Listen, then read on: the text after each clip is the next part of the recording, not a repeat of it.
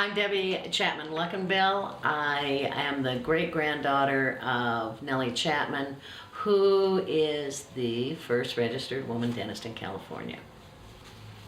Nellie came to Nevada City in 1856 across the Isthmus of Panama with her mother to meet up with her father here, who had come to do some mining. Nellie met her husband, Alan Chapman, here in Nevada City, and they married in 1861. Nellie had two children. One was Sergeant Allen, who was born in the ranch that is out by the Willow. And then she had another son, Chester Warren Chapman, who was born here in the house, in the front parlor. As a matter of fact, all my uncles and my father were born in this house. Nellie began practicing dentistry under her husband, and I have to think that Alan Chapman was very advanced. I mean, he marries a woman that's 13 years old, and he's 37 years old, and he allows her to read the dentistry books and apply medications to some of the patients. And he had to have been very advanced to allow that. Although she took up the study of dentistry under him and practiced here in the house in what we now call the front room. He eventually went to Virginia City because he had incurred some debts by signing promissory notes for people. And so when they went back and forth from Virginia City, eventually she took up the practice here. Well, I'm not sure that we would appreciate the dentistry of that time. One of the things that Nellie was a very petite woman, and so consequently pulling teeth was very difficult for her. As a matter of fact, in 1853 she talks about going to get her dental certificate from the University of Pennsylvania. She says in a letter, if we sell the mine, I am going to Philadelphia to graduate in dentistry. I can be ready by the time easily. I'm going to study hard now, and I want to pull teeth too. There must be some way to purchase besides main strength. I want that China medicine that loosens them. But most of all, she's writing her husband to tell him that she wants dental equipment sent to her here in the house. She says, and most of all, I want a clasp adjustment. I have had a terrible time to get the clasp on, but managed it twice with your pliers. I have to use both hands with it, for it's too wide for my hands. But she not only was a dentist. One of the things she was also she was involved in the Shakespeare Society. She was in the Literary Society. She started writing prose and poetry about the age of 10. She wrote under the nom de plume of Inez. She also wrote music with a professor, Mueller, who was living in Nevada City. He taught music in German and French. He had come originally to mine, but very flowery music, Ashes of Violets, Only, Forget Me Not. What I found also real interesting is that not only was she passionate about music, but also politics. She was a member of the Women's Suffrage Society up here in Nevada County, and I'm sure she was in it with Mrs. Sargent, who lives up the street. And I know at some time Stanton came to talk up here in Nevada City regarding women's ability to vote. This must have happened, obviously she died in 1906, and we didn't get the vote until 1920, so quite advanced for her age, for the ages, I think. My name is Chris Entz, and I write books about women of the Old West. And I would like to share with you some of the wonderful stories about women of Nevada County. I want to begin by telling you about Eleanor Dumont. Eleanor Dumont was here in the gold country in the early 1850s. She was one of the first women to run her own saloon. and she set up a tent in 1851 on the streets in Nevada City. And it was a rarity because women didn't do that.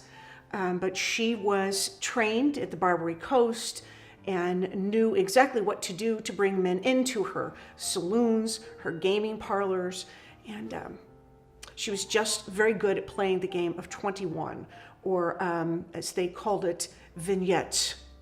So she was exceptionally good at that. And not only was she good at the game, but she was beautiful. She had a stable of other beautiful women that worked at the house with her. And she also served free sandwiches.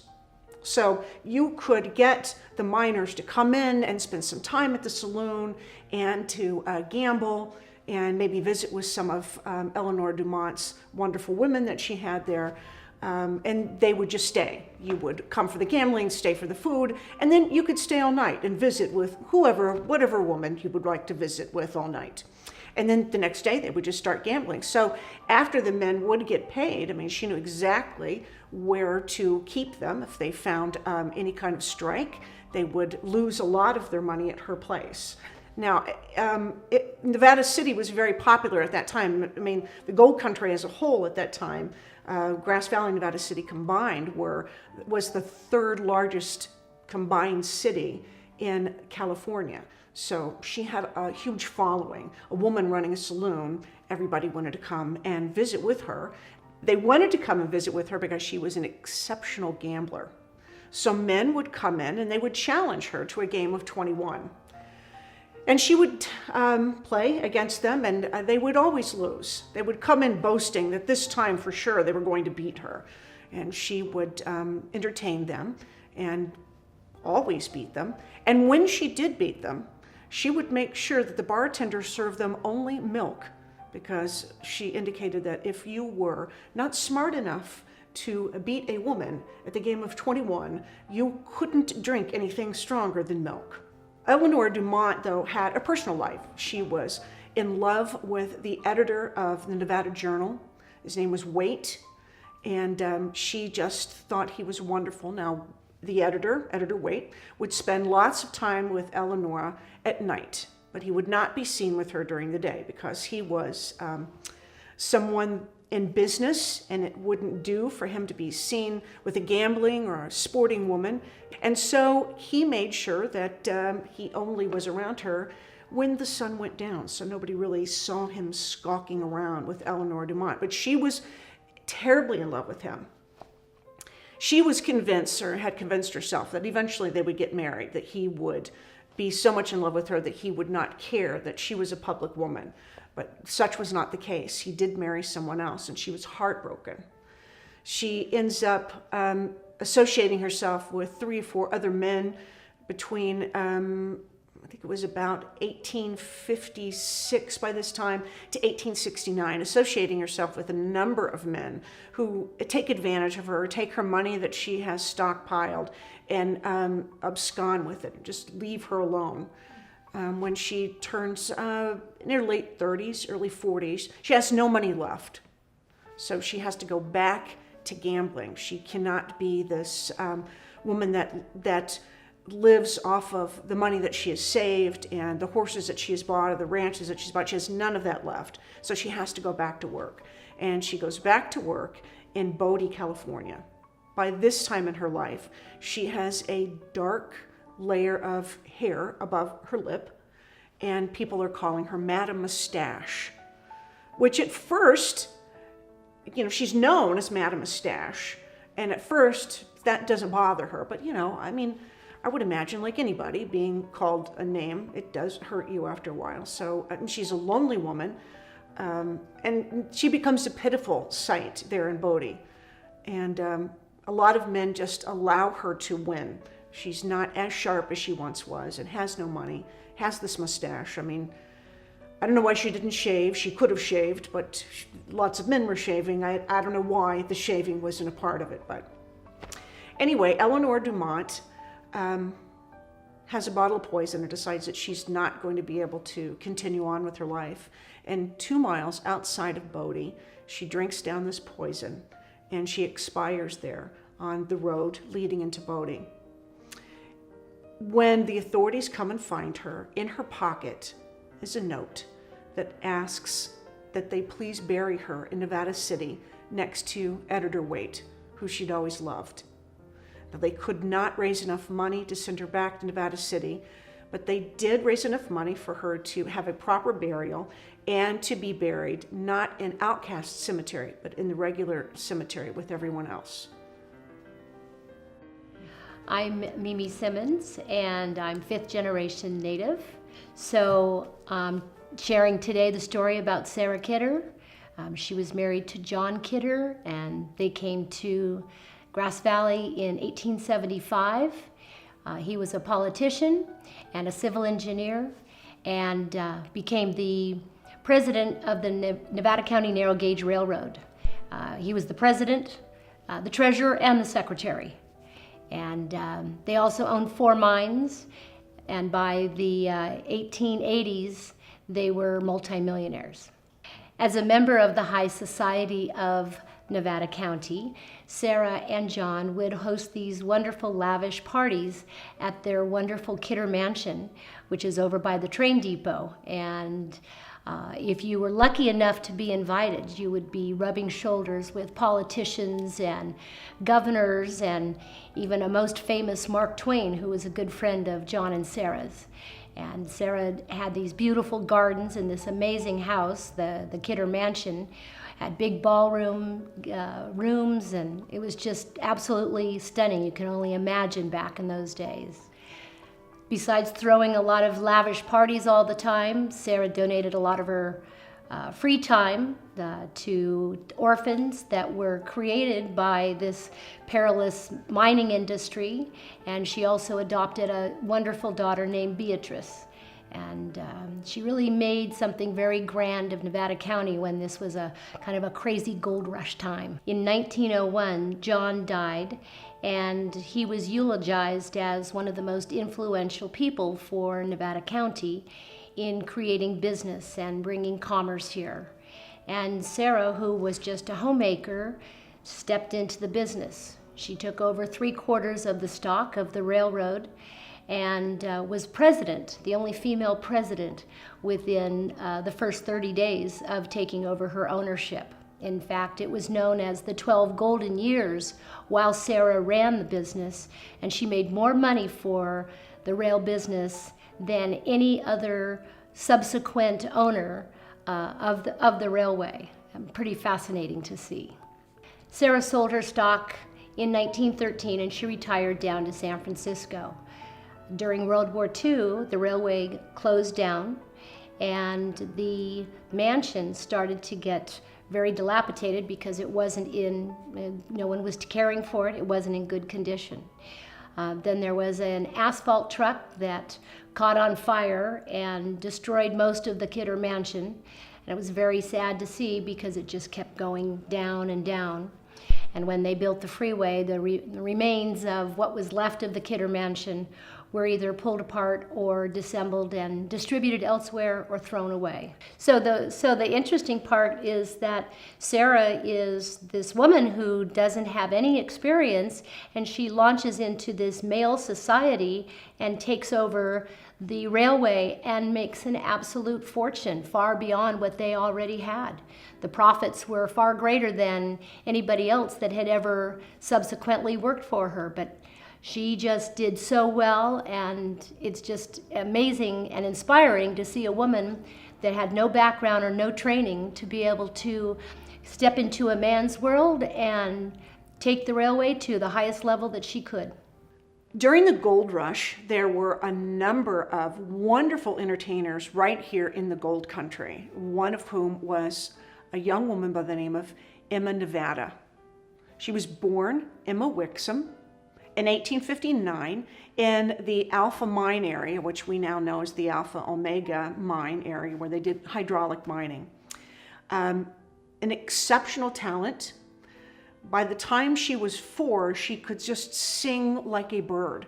And so her father, who was Dr. Wixom, he took her to the Baptist church in Nevada City and had her sing some hymns. And men would come out from everywhere to hear this child sing. She just had a lovely voice.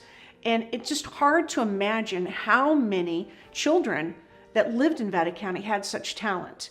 There was first Lotta Crabtree, who men would come out and just want to watch her do her little Irish jigs because it made them remember their own children that they left back east. And Emma fall in the same category. The men had left their families and they came out here to mine, and they didn't have a whole lot of people. And so when they would see children like Emma who had talent, it just made them weep. And so you have little Emma singing at church, and people would come out to hear her sing.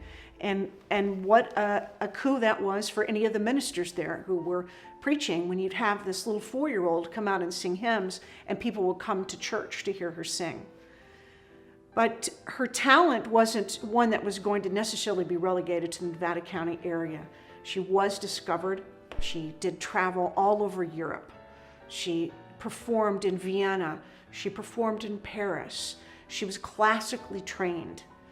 She would return to the Gold Country when she was performing in San Francisco. She would make a little journey in this area to sing. The last time that she was in Nevada County was 1902. And she stopped at the National Hotel and stood on the balcony and sang Home Sweet Home to the crowd below. And the people cheered, and they were so happy to have their beautiful soprano opera star home again. And she always cited this as the place that she loved the most. Her mother had a house in Nevada City. Actually, it's the Emma Nevada Bed and Breakfast. And she lived there with her daughter, and I think that they eventually moved to San Francisco too. But everybody who wants to come to Nevada City wants to see the Emma Nevada house, and so you just know that Emma was there practicing in the parlor her songs, and it was hard for people to really get used to the fact that she was such a famous entertainer, because they only remembered her as the chubby-cheeked little girl who used to sing at the Baptist church. My name is Linda Jack. I'm the Executive Secretary with the Nevada County Historical Society. I'm going to be introducing you to a woman by the name of Jenny Carter, who was a Black writer and activist who lived here in Nevada County. Jenny was an African-American woman who lived in Nevada City from about 1860 to 1881. She was a writer, a journalist, that very rare creature, a Black woman journalist in the West. In 1867, on July 5th, Jenny decided to write a letter to a man by the name of Philip Bell, who was the editor of a Black newspaper in San Francisco called The Elevator. San Francisco was the largest Black population west of the Mississippi River at that time, and it had at various times 2, even 3 Black newspapers. Jenny just decided to write a letter to the editor, and he responded, and that began a series of letters that she wrote to the newspaper called Letters from Nevada County. Jenny wrote on a variety of subjects, mostly political, concerning race and gender, suffrage, temperance, one of her big subjects. And she had a very distinctive voice. Jenny decided to write under a pen name. She started out writing under Mrs. Trask, and later moved to use Semper Fidelis, which means always faithful. She also had a byline, and she decided to write from Mud Hill. Now, Mud Hill didn't really exist, but she was, I think, commenting there on the 7 hills of Nevada City, which were both racially and economically segregated. And so she was getting a little dig in there. It's not clear whether her readers knew about the 7 hills of Nevada City. But I think ultimately what she was saying is that in the rainy season, during the winter in Nevada City, all the hills were equally muddy. And her byline, therefore, was kind of a stab at making that point. I think Jenny ultimately confessed that Mud Hill was a prettier place than its name intended. She offers us a very rare opportunity to see Nevada County, specifically mostly Nevada City, through the eyes of a Black woman who was enduring the Reconstruction and Civil War eras, which were full of difficulty. She was insulted in the streets. She was jostled by drunks in the road. She had plenty of criticism for white officials and white politicians, but she also had criticized members of her own race if she thought they were not living up to her expectations, which were quite high, I must say. She consistently respected people that stood up for their principles, and one of the people she respected was Ellen Sargent, and I would just like to read a quote that she wrote about him. She said, "People who dare to speak what they believe to be the truth, regardless of the world's opinion, like Sargent, bless the world much more than smooth-tongued, polished, ladylike gentlemen." Above all, I think, Jenny expected America to live up to its promises of freedom and equality, and she held everybody to that standard, and when she was disappointed, she let you hear about it. Her background prior to coming to California is a bit vague and not well documented.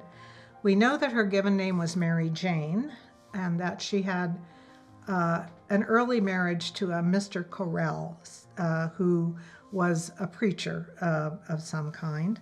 What happened to Mr. Correll is not clear, but once she had moved to Nevada City in 1866, she married Dennis Drummond Carter. Jenny did have an illness, likely rheumatism, which restricted her activities, but did not entirely prevent her from working in her garden, which she loved. And she was working there on August 10, 1881. When she fell ill, she rushed into the house to her husband and died there. She was buried in Pine Grove Cemetery, Nevada City, where her husband put up a substantial marker there. He died 13 years later in 1894. Grass Valley especially was known for its racist attitudes, and the town was frequently referred to as the Charleston of California, Charleston being a hotbed of secessionism and pro-slavery activity during the up to and after the Civil War. Although it appears that the Carters were genuinely well regarded by their white neighbors, Jenny recognized that their relationships with white associates were limited.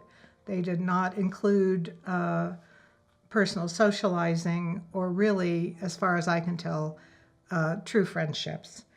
And I think that Jenny Carter's work is largely now known in academic circles, certainly, as one of the most significant contributions to African American women's writing during the Reconstruction and Civil War era, and more generally to Black writing in the West.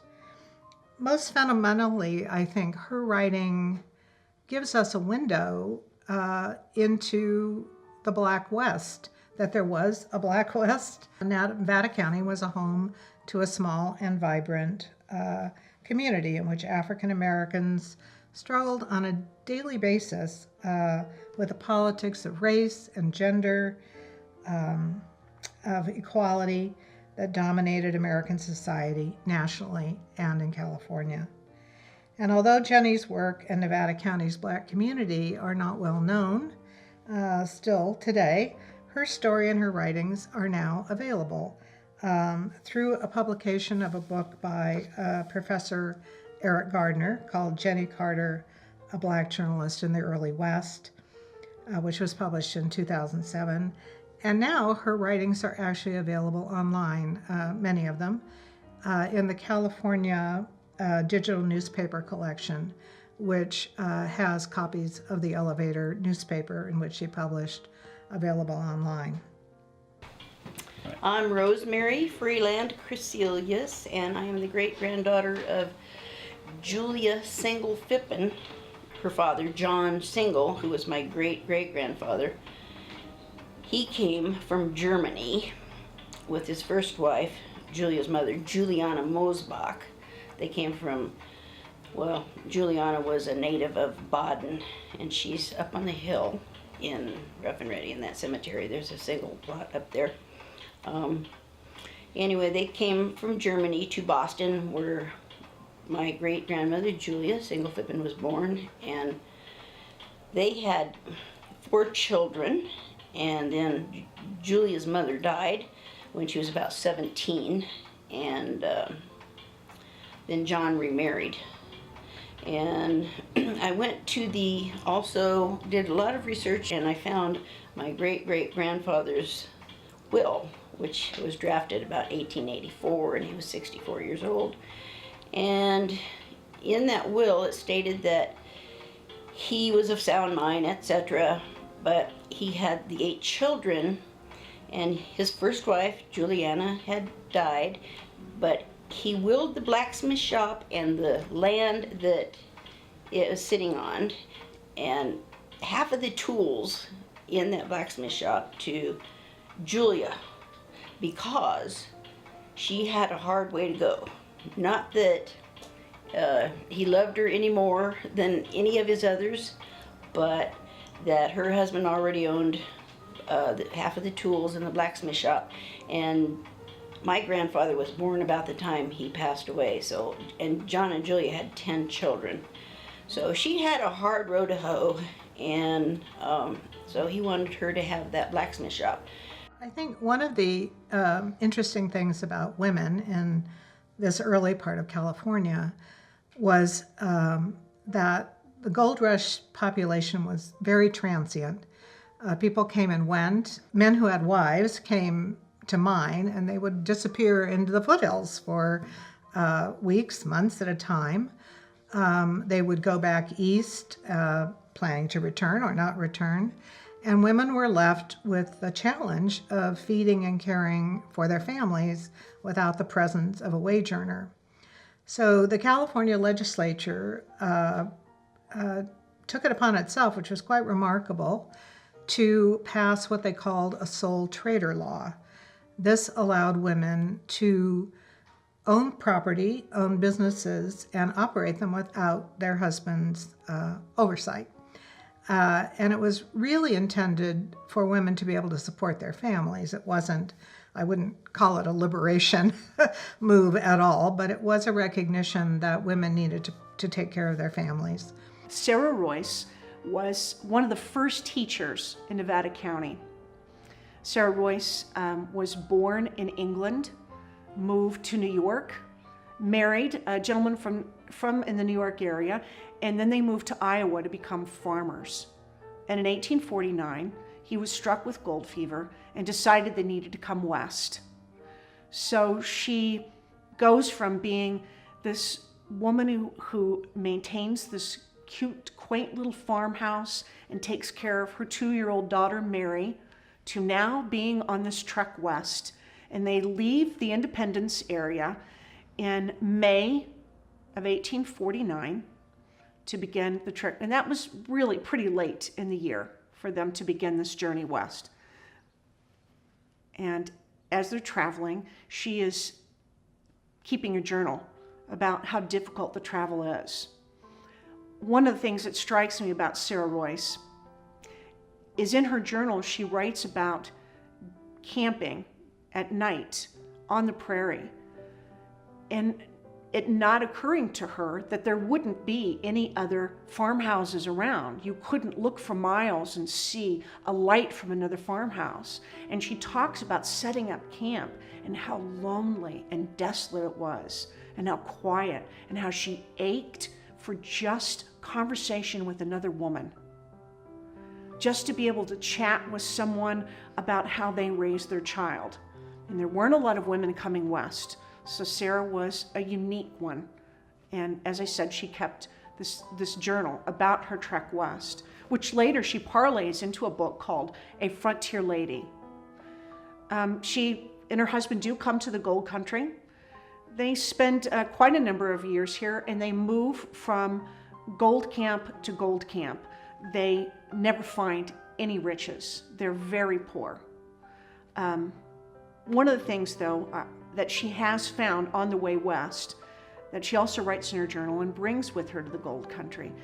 A lot of people on the way west, they realized that they were carrying way too much in their stagecoaches, so they would have to disavow themselves of their possessions. They'd have to pull some of that out, and they would leave it. And other people would come by and they would see this and they would think, wow, why would anybody get rid of this? Well, Sarah Royce was one of those people who saw this little book called Little Ella. And she thought, my daughter would love this. And Little Ella was a book that had the alphabet and numbers in it. And so she took that book, and not only did she use it to teach Mary to read, but when they got to the Gold Country, she and her husband, Sarah, had another child named Josiah, and she taught Josiah how to read as well. And other children in this area, she taught how to read. And Josiah grows to be one of the foremost philosophers and historian of his day. They lived at the exact spot in which the Grass Valley Library stands. And there is a placard out there, a sign out there for Josiah Royce. But had it not been for Sarah, his mother, who had picked up the Little Ella book on her trek west and taught him and his sister how to read, I don't know that we would have had such an incredible philosopher and historian as he did with Josiah. It's interesting to read through Sarah Royce's journal because she talks about the many different kinds of men that there were here at the time. And she talks specifically about frontiersmen. And it reminds me an awful lot of the movie The Revenant, about how rough and uncouth they were and how they would chew their food with their mouths open and spit on the floor, and how she longed for some refinement, to be around men who didn't do that, and she would seek those out. And she taught Josiah to not be like that, to have manners. So he really had an incredible background with that, and she did so with all the other children that she taught. It wasn't a formal school like what we think. It was any other miner who had come west with their children, and their wives might have passed away on the route. And so they had these children and wanted to teach them how to read and write, and they would send them to Sarah. Okay, so my name is Lynn Wenzel. So I'm going to talk about Ellen Clark Sargent, who was not a native of Nevada County, but was born in Massachusetts in 1826. And when she was just a teenager in Massachusetts, she met her future husband, Aaron Sargent. She was born Ellen Clark. And they fell in love when they were young. And he was an abolitionist, very active, and she shared his views on politics, on abolition, and on women's rights. So he promised her that he wanted to go to the gold fields and try and find some luck. And so he promised her, though, that after he did, he would come back, they would be married. And so he came to Nevada County in 1849, and he did some prospecting, found some gold, but mostly he became interested in the newspaper business, and he became partners in a newspaper here. So in 1852, he returned to Massachusetts as he had promised, and he and Ellen were married, and in the spring, and then they took a little honeymoon period, and then they returned to the gold fields in Nevada County in October of 1852. And Ellen, obviously a very good sport and also a pioneer of her own, was very much looking forward to all of this, not worried about it at all. And she did talk about in the very brief writings that we have of hers that she remembers coming into Nevada County in October on a moonlit night on the stagecoach, going through miles and miles and miles of forest and seeing the moon up above and smelling the wonderful air and the pines. And that was her memory of arriving in Nevada County. For the first few years that they were married, she lived fairly quietly, and she had children and was part of the community and very well liked, by the way. In 1869, though, having been affected by the speeches of Elizabeth Cady Stanton and Susan B. Anthony, with whom she was to become very close friends, she got involved in the women's suffrage movement. And in 1869, she founded the first women's suffrage group in Nevada City, called the Women's Suffrage Association of Nevada County. And she was also president 7 times of the California Equal Suffrage Association and head of the Susan B. Anthony Club in San Francisco later on. She was extremely involved, as she was an integral part of the connection of the women's suffragists between the East Coast, where most of the activity was taking place, in New York State, in New England, and in Washington, D.C. And here she was out in California, and she was a conduit through which all this information passed back and forth, back and forth. So also in 1869, it was a huge year in women's suffrage. The movement split into 2 parts. There was the more conservative group of women who felt that they shouldn't talk about any other issues that affected women, that they should only concentrate on getting the vote. Then there was the other group, which was the one that Elizabeth Cady Stanton, Susan B. Anthony, Lucretia Mott, and those women were in, and Ellen, which was the more fiery side of it. They felt that the vote wasn't just the thing, that women needed to work for equal pay, equal rights, against domestic violence, and they engaged in acts of civil disobedience. This was called the National Women's Suffrage Association, and this was the organization that Ellen was a part of. In 1872, Aaron was elected to the House of Representatives, and so Ellen was going to go to Washington and went to Washington with him. Before that, in 1871, Susan B. Anthony had come out to the West Coast to do speaking, which is how she made her living, actually. And she had become very good, close friends with Ellen. She stayed with Ellen at their home, and when the Sargents returned to Washington, D.C., so he could start his work, in 1876, which was the centennial of the Declaration of Independence, there was to be a big event in Washington, D.C. There were 50,000 people there. The Vice President Ferry was going to read the Declaration of Independence. Well, the women felt, these suffrage women felt, that it wasn't really a Declaration of Independence for them because they didn't have the right to vote. So they decided on a plan of action, which was to draw up something called the Declaration of Rights of Women.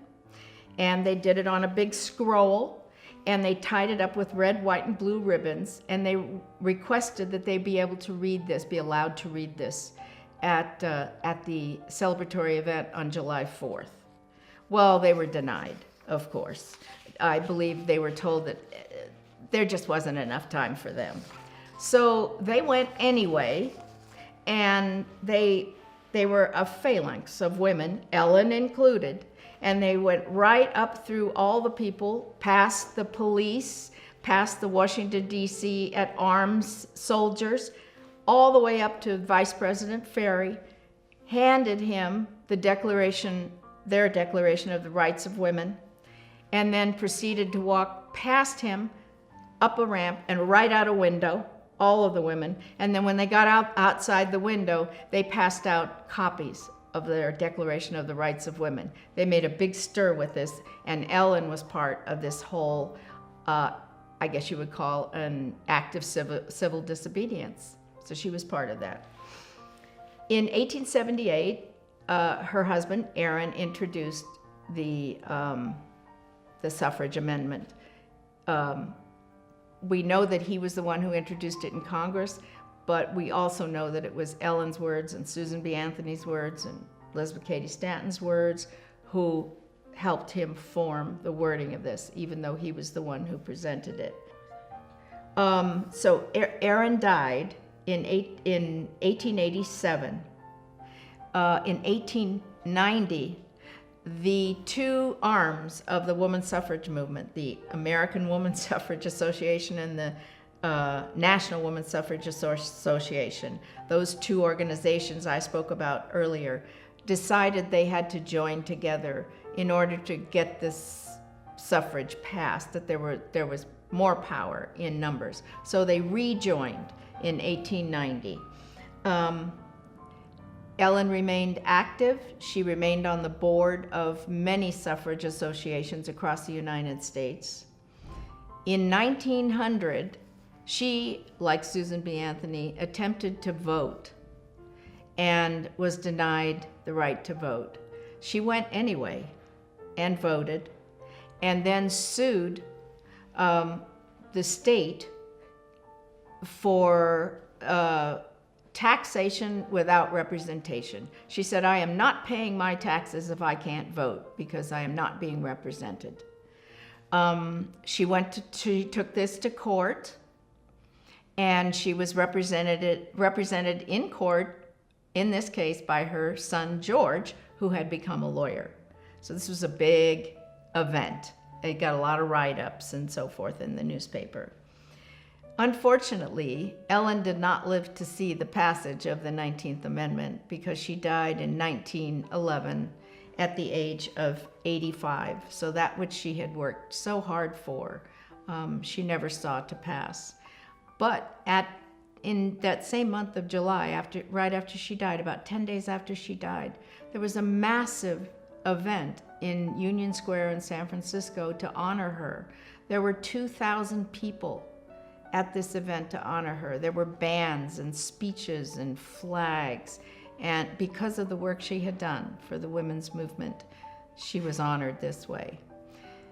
Soiled doves, such as Rose Ellis, or Texas Tommy, as she was known in the Grass Valley area, ran sporting houses that had amusing names.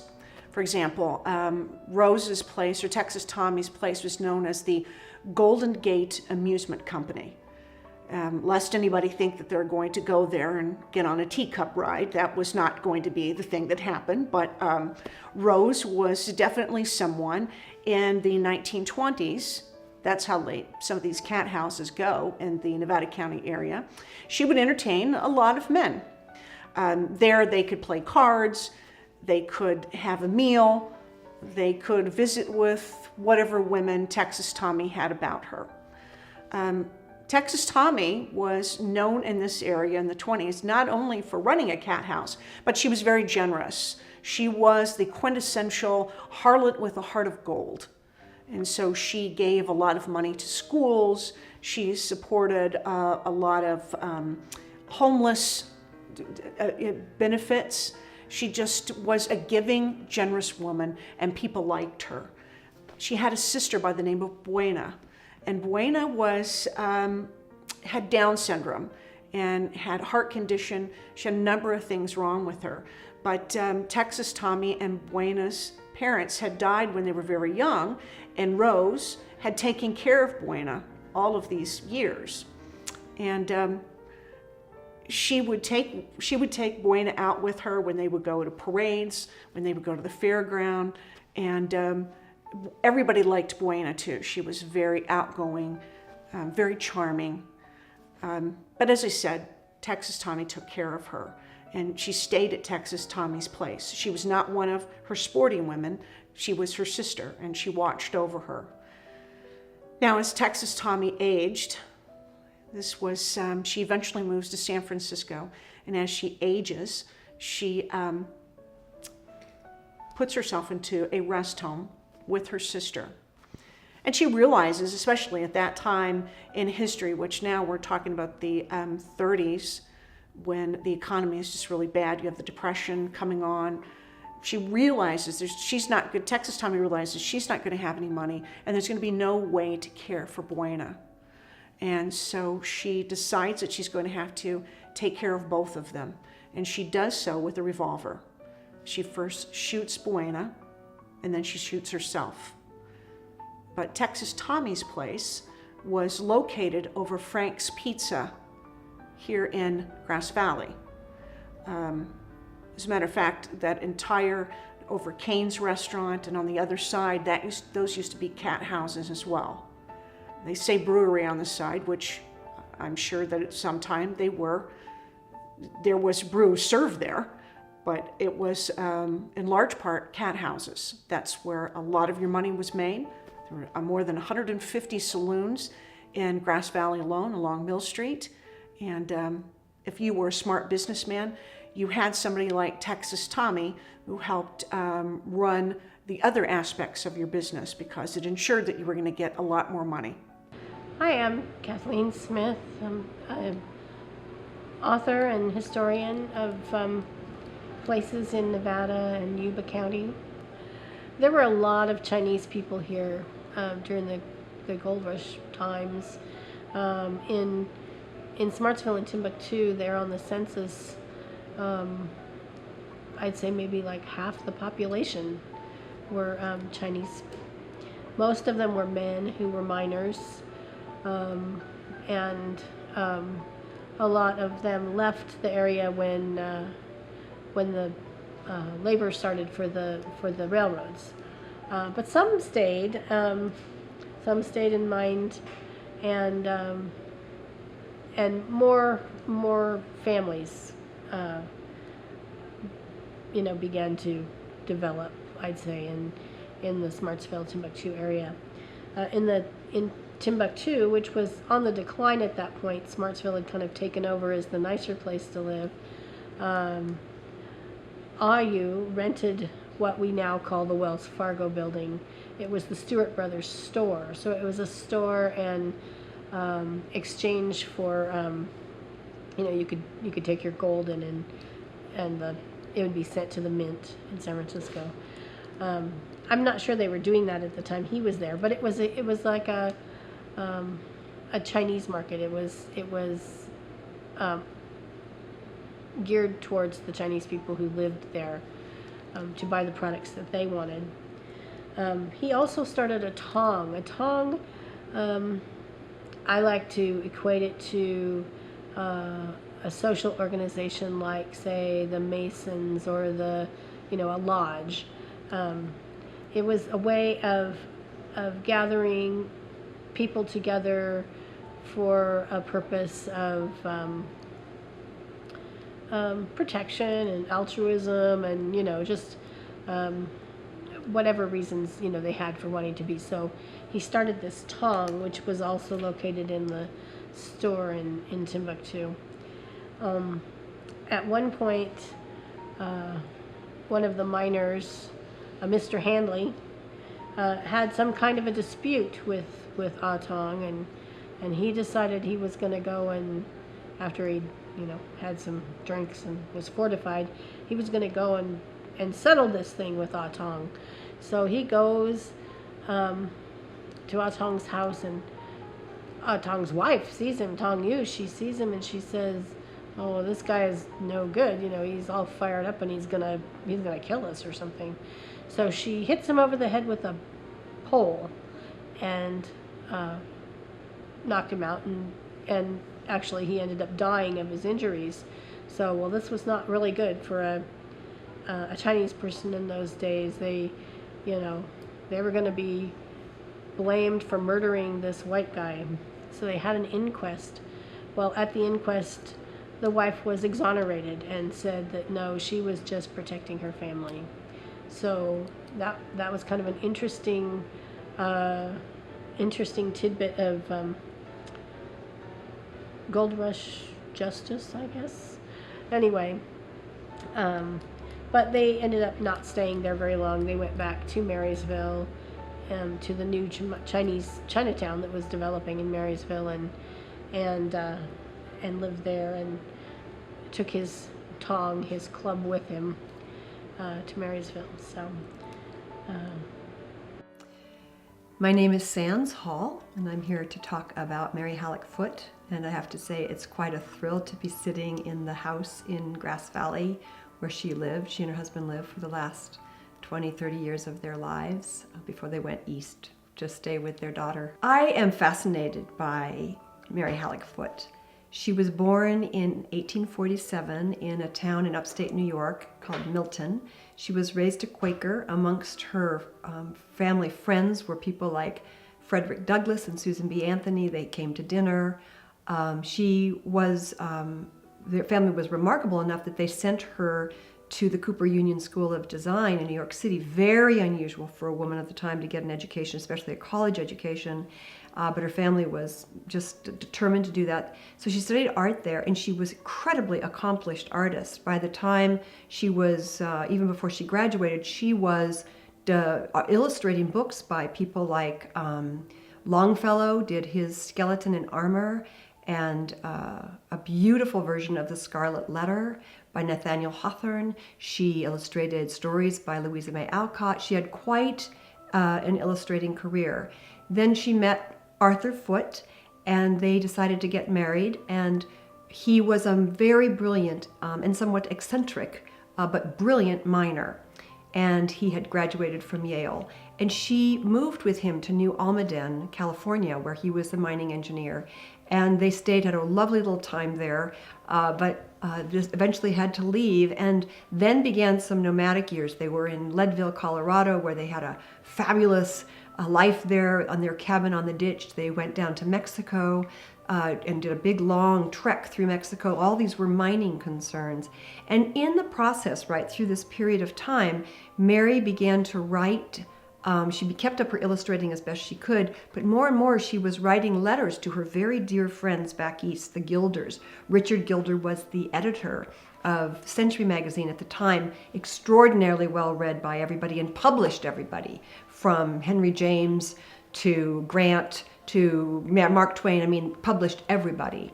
And so they were so beguiled by these letters she was writing that they asked if they could turn them into an essay, and thus began her literary career. And then she went on to publish 12 novels, many of them serialized in Century magazine. So eventually they wind up in Boise, Idaho. And my own feeling about this is that Arthur had begun to feel that he didn't want to make his money on the back of miners toiling away underground. So he had this great vision about bringing water to arid places, which in the 1880s and 90s was sort of becoming something that people were thinking about, that water was kind of a gold, which of course we've come to see is very true. So they moved, he had this vision of harnessing the Snake River, creating a large canal called the Big Ditch, that's what he called it, and then making lots of irrigation canals off of it.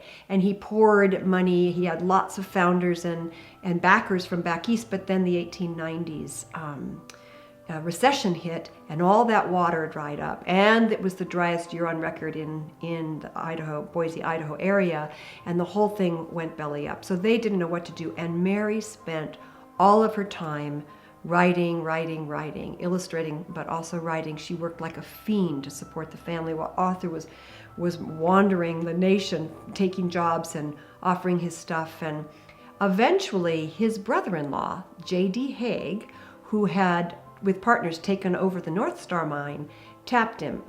J.D. Haig knew that Arthur was a really brilliant engineer, and he brought him out here. But Mary writes in her reminiscences that there was no talk of bringing the wife and the kids, that he was here on sufferance, and there was some very shaky years there. But eventually, he predicted where a shaft should be sunk and where gold could be found, and gold was. So then Mary Hallock Foot and their 3 children were moved out here. And then this house, the very one we're sitting in here, was built, designed by Julia Morgan.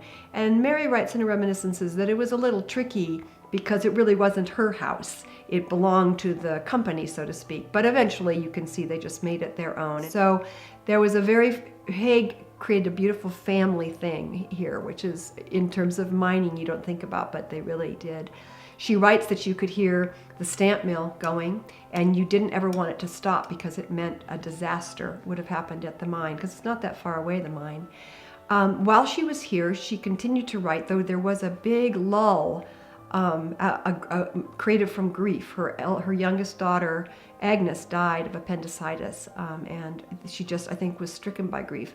But she did work on her reminiscences, her memoirs, and those eventually were published. It's kind of a wonderful story by J.D. Haig's grandson, who was, through the Huntington Library, tried to bring them out. And they came out in 1972. It's called A Victorian Gentlewoman in the Far West, The Reminiscences of Mary Hallock Foot.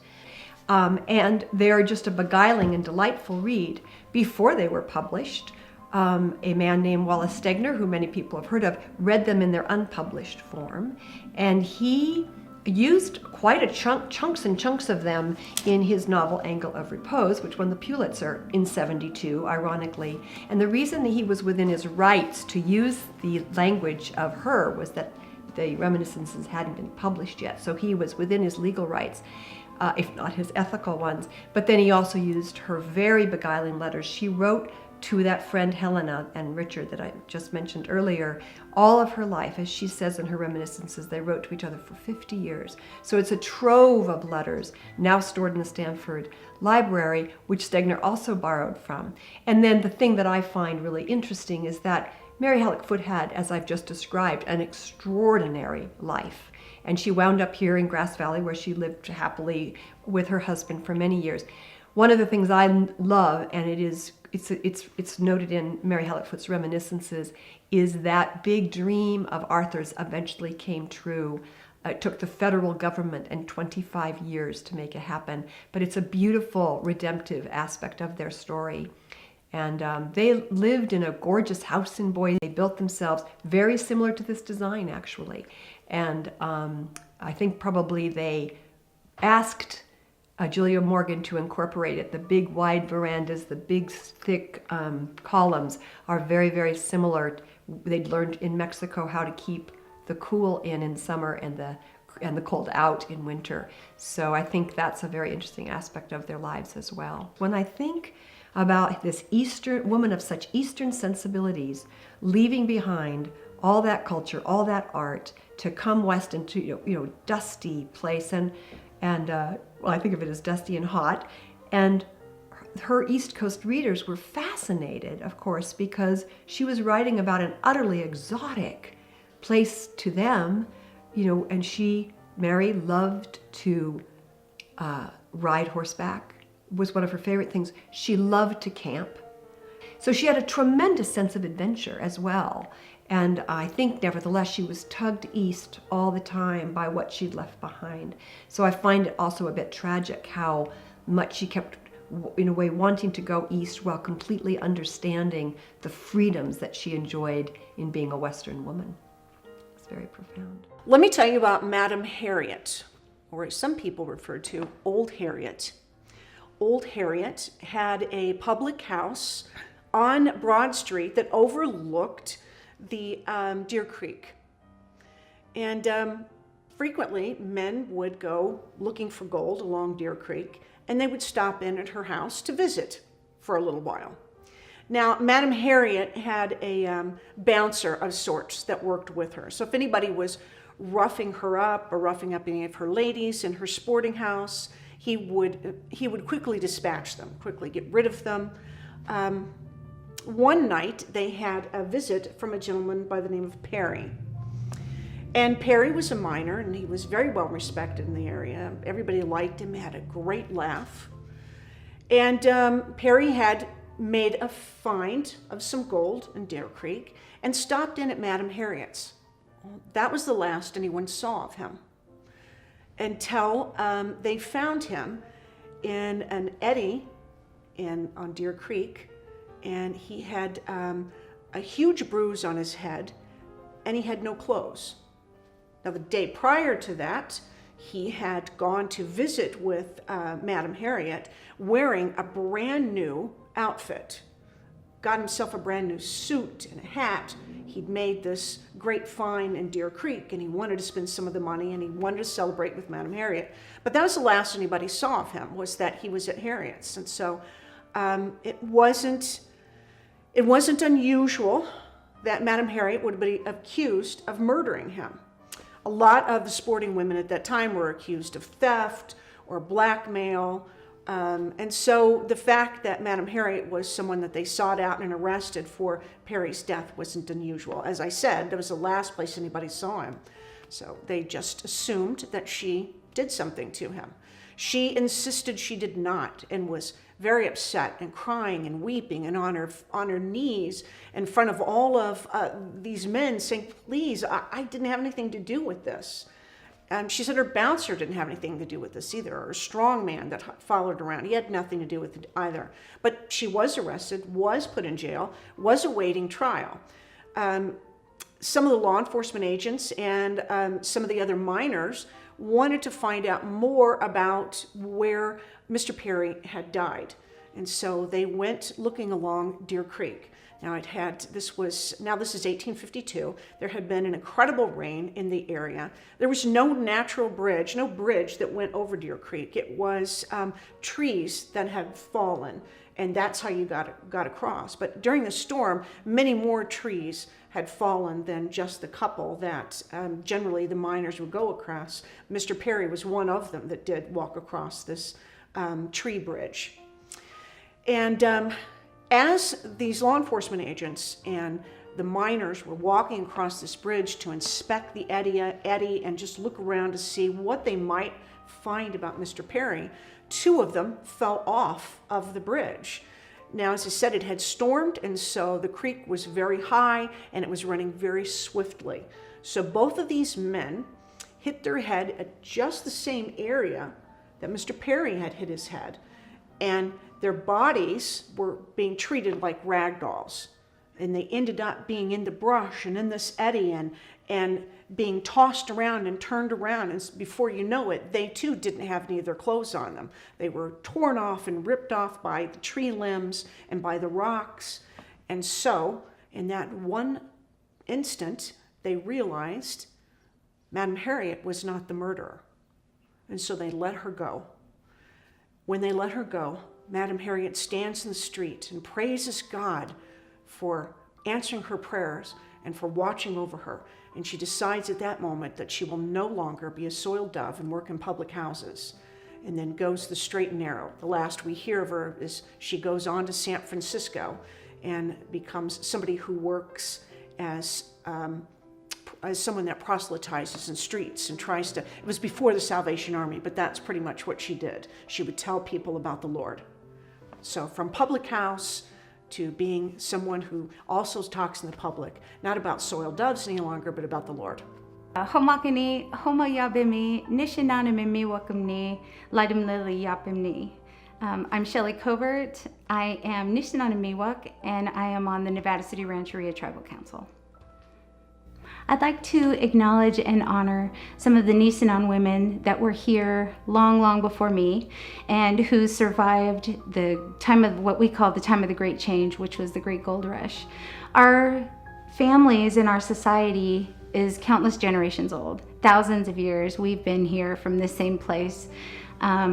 And at the time of the gold rush, of course, tens of thousands of people came into this territory.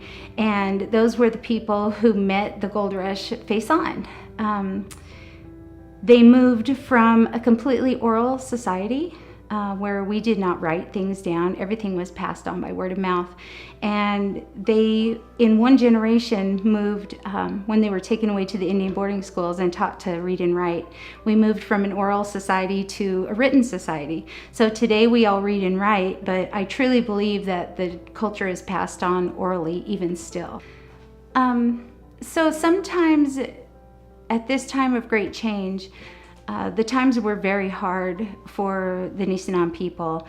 And this is a story I try not to dwell on too much, because while there is a lot of pain and there was a lot of really bad stuff that happened to our people during that great time of change, the people did survive. We survived, and it's because of their strength and their tenacity. Those women who, they kept having their children, they kept bringing them up as best as they could.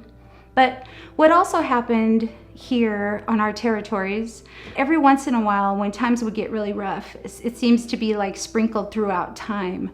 You will have these people who are champions for people who are really in need, and it still happens today.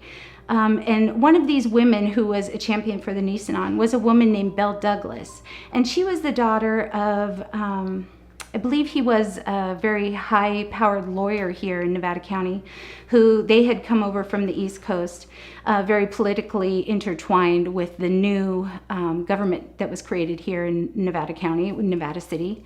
And she, I love thinking about this because this was a time before women could vote. So here's this woman in the big hat, you know, and the real tight dress and the corset and everything. And she championed for our people. We have many, many, many documents where she wrote to the Bureau of Indian Affairs, worrying about the Indians. They were being abused many times. And she took notice and she wouldn't stand for it. And so she did all she could. We have decades of correspondence between her and the Bureau of Indian Affairs demanding that they help the people here. And of course, while the Bureau of Indian Affairs had a different take on it, they said, well, those are a sovereign people. We can't interfere. Belle did everything she could with another group of local ladies that lived up near the reservation here in Nevada City, which was just up off of Cement Hill Road.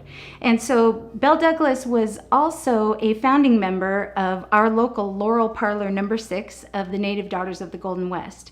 And she used her family affluence, and she used her friendships within the Native Daughters of the Golden West, and also the Native Sons of the Golden West. They used their lawyers and their political prowess, I guess you could say.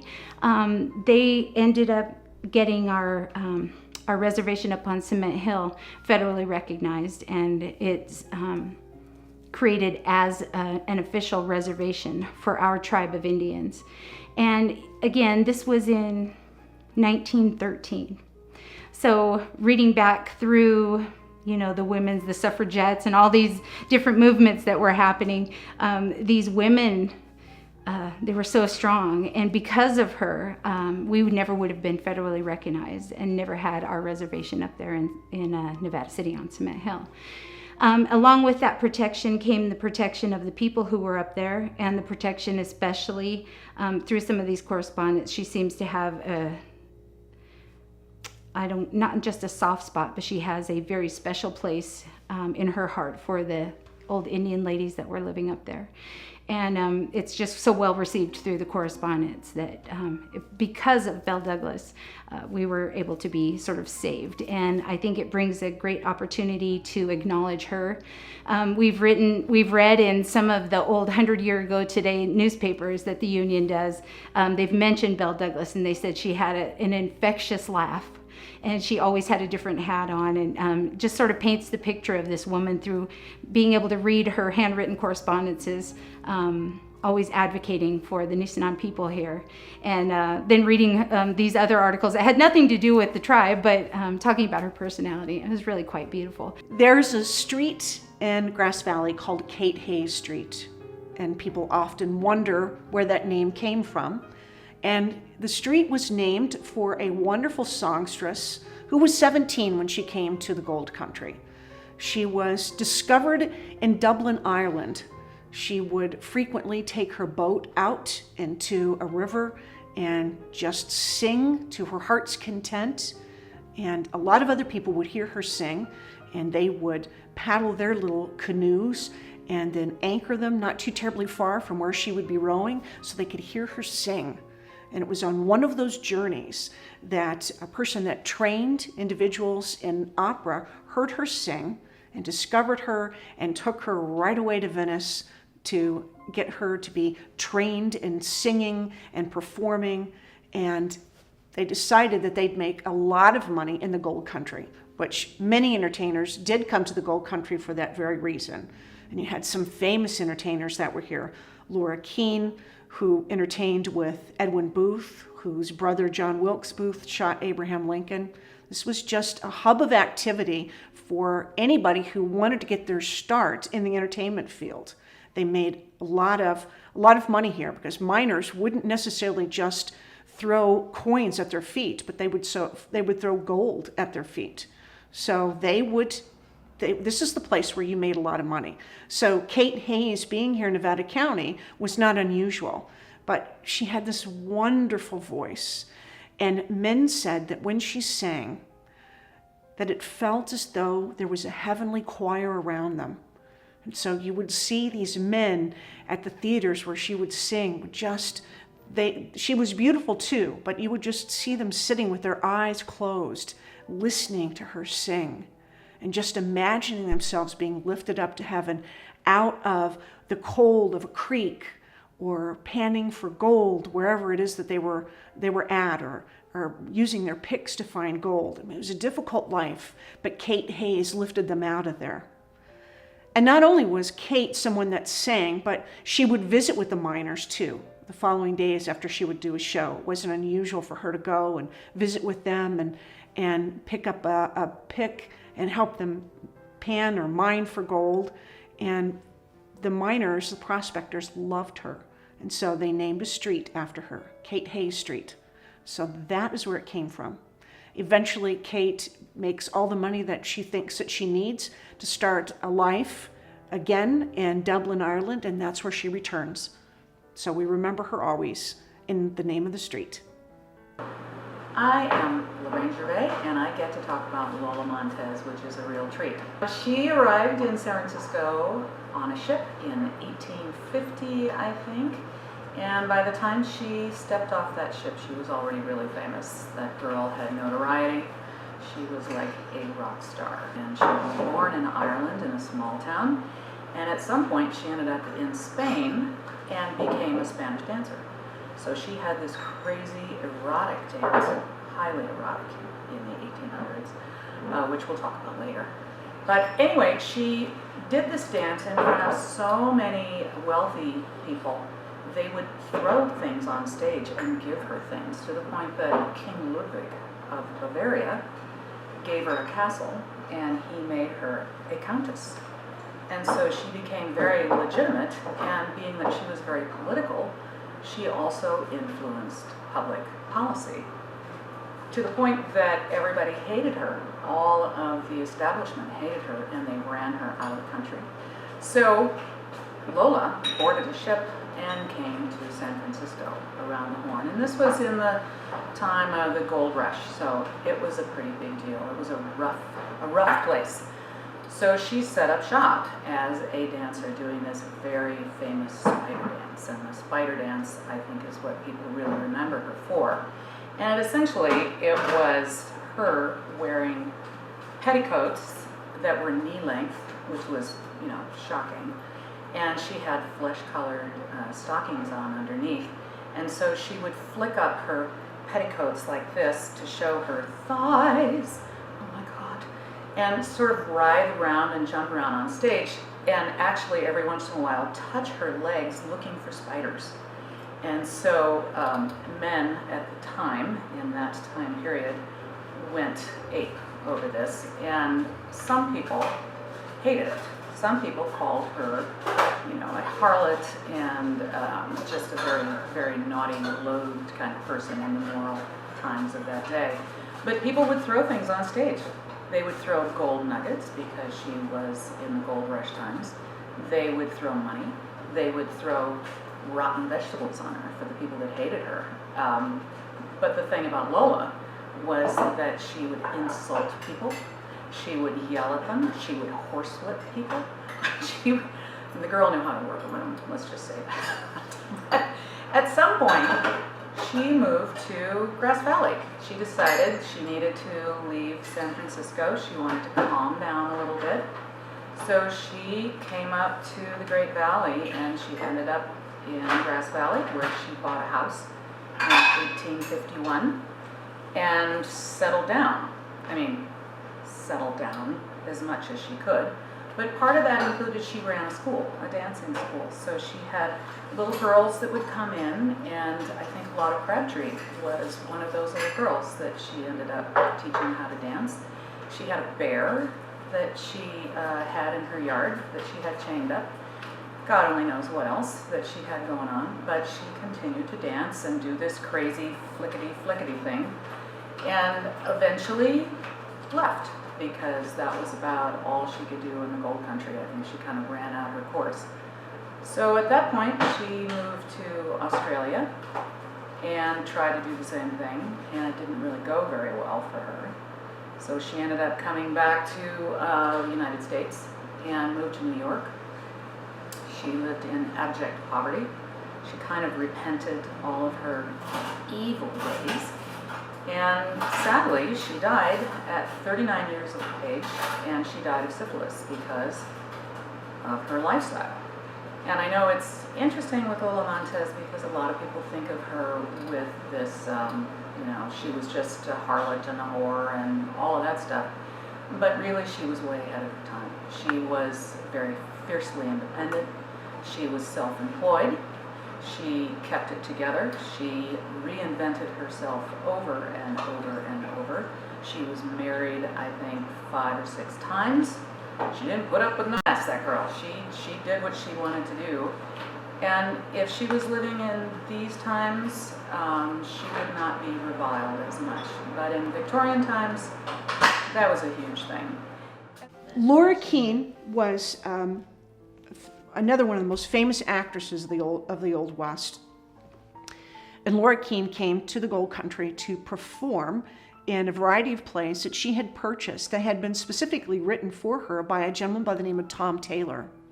Taylor writes a play for her called Our American Cousin, which she starts rehearsing here in the Gold Country.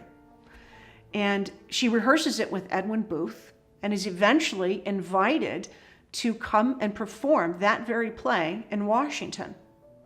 And so she leaves the Gold Country and starts rehearsing this play in Ford's Theater. And she's very excited because the first people to be invited to come are the president. President Lincoln is going to be there with his wife. Now, a lot of women want to come to see Laura Keane's programs because Laura Keane just had these incredible costumes. So you had women, the few women that were in the San Francisco area when she was performing in the late 1860s, and also in the Gold Country when she would make her way down in this area and perform at the theaters here. You had women that would come out just to see what she was going to wear. I mean, she was a phenomenal actress as well, but just to see what she was going to wear. So when she does go to do Our American Cousin in Washington, D.C., Mary Todd Lincoln wants to go to the play because she wants to see what she's wearing. Lincoln is not necessarily, he goes along with what Mary wants to do. As I said, the play was starring Laura Keane, and it had as an understudy Edwin Booth. Now, Edwin Booth came from a very aristocratic background, and his whole family was in acting. John Wilkes Booth, his brother, was also an actor. So the fact that Edwin and John Wilkes Booth were also at Ford's Theater during this time did not raise any flags with anybody. They performed there. John Wilkes Booth was there so often that he got his mail at Ford's Theater. And he was there for all of the rehearsals for Our American Cousin. He knew exactly when there was going to be a laugh, when there was going to be a pratfall, when there was going to be any kind of loud sound on stage. And he timed when he shot the president at just the time when he knew there was going to be a laugh, followed by a very loud sound on stage. So it was Laura Keane's night. She got up on stage and they began Our American Cousin.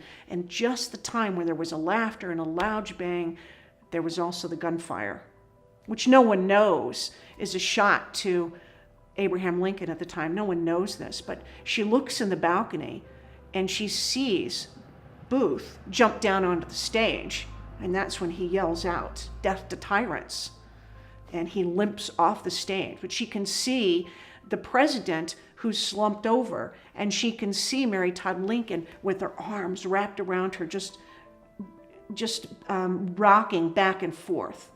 And she knows that there's got to be some comfort there. Now, Laura Keane is trying to keep panic under control with the audience, but she makes her way up to the balcony as well, and she's trying to get people to take their seat. She goes up to the balcony, and at this time, Lincoln is on the floor. And it's Laura Keane who asks Mary if she could please hold him, because Mary Todd Lincoln is just hysterical. Laura Keane picks up the president's head and puts the president's head in her lap and wipes his head with her handkerchief.